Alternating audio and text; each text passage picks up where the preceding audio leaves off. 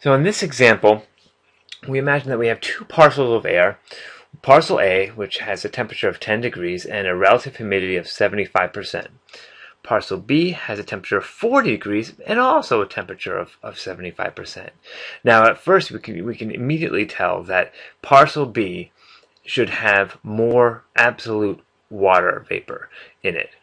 Simply because it has a higher temperature, so its saturation level is much higher, so 70% of a much bigger number would be more.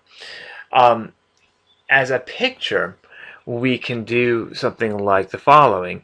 75% of about 72 will be about 3/4 of the way up, and it ends up being somewhere around here on this plot, and that is the calculation of about, if you do 75% of like 72, that gets you about 54 millibar.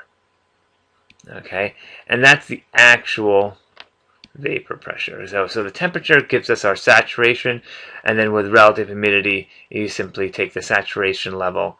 With the saturation level here is about 72 millibar, and multiply by the 75%. So multiply by 0.75, and that'll give us the 54. Notice it's about 3/4 of the way up.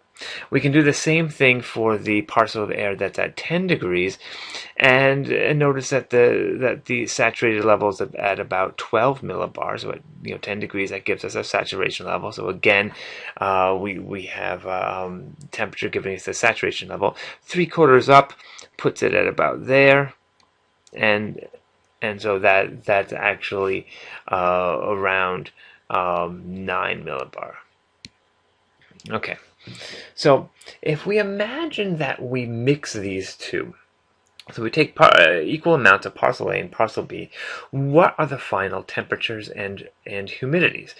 And what would be, say, the final relative humidity? Well, if we mix a parcel of air at 10 degrees and a parcel of air at 40 degrees, the middle is going to be simply right in between, which is at 25. So parcel C, so C is pretty much A combined with B. Okay, that means its temperature is going to be the mean value between 10 and 40, and so that's 10 degrees plus 40 degrees over 2, and that's 25 degrees. So that's the parcel. 25 degrees. Okay.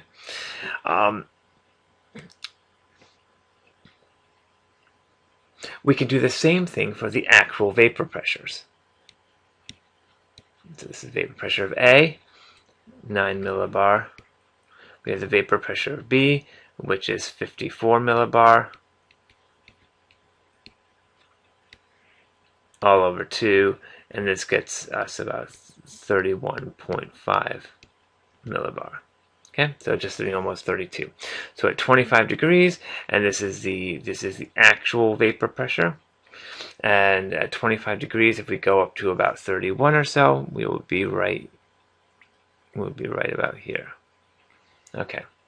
Now notice, if we were to actually draw completely a straight line between these 2 points, you will notice that they'll go through this middle point here. X marks the spot. Okay, so the average of these two, so essentially mixing these two parcels of air, gives us a parcel, dead center. Notice another thing: the saturation level at 25 degrees, the saturation level looks like it's about 32 millibar. All right, and so if the actual is nearly 32 millibar and the saturated is 32 millibar, then we're having a relative humidity near 100%.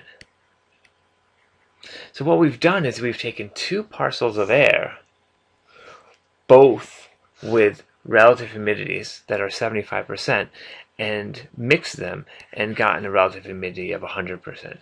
Now notice that the temperatures were averaged when we mixed them, the vapor pressures were averaged when we mixed them, but the relative humidity wasn't, simply because the saturation level is curved like this. It's not a straight line.